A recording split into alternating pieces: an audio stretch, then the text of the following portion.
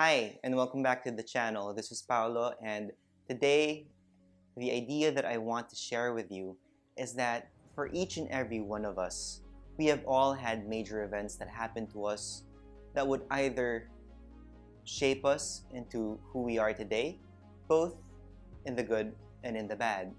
And for these major events, it's usually something that we cannot get rid of. And the thing that I want to share with you is that when we hold on to these events for a long enough time, these would eventually creep into our subconscious and will turn into beliefs. And these beliefs could either be good for you or be bad for you. So in short, the past can either make you bitter or better. But the thing that I want to drive in through to you today is that a lot of these times we actually don't know how these events have actually affected us.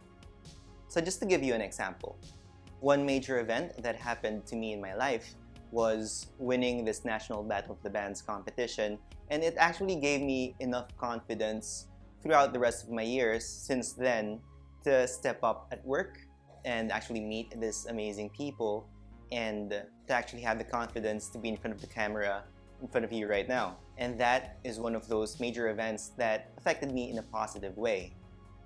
And on the other side, one of the biggest events that actually happened to me was that I have actually been cheated on in the past.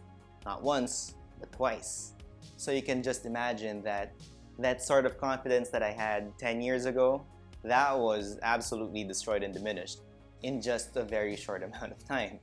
And for those people who have been cheated on, I know you know the feeling that you'd eventually reach that point and you'd think that either all men are the same, they're all cheaters, once a cheater, always a cheater. Or in my case, all pretty girls have a tendency to cheat. So going back, I would just like to drive in the point that not all beliefs or baggages is actually bad.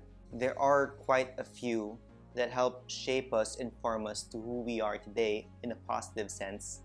But many of those cases, we actually don't know that these major events or baggages are actually holding us down to becoming who we want to be, into actually finding that new love of your life, or actually even starting a new business. And whenever these baggages or these beliefs are left unchecked, you could be missing out on the next best thing that could happen to you.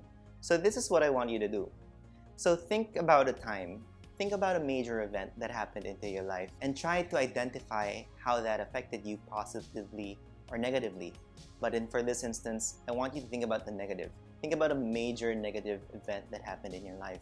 It could be a very bad breakup, a loss of a loved one, or maybe an achievement that was taken away from you. And let's just start there. The first thing is to recognize that this major event that eventually turned into a baggage or a belief is actually an anchor that's holding you down. And once you've identified that, and that's when you can start thinking of a plan of how to let it go.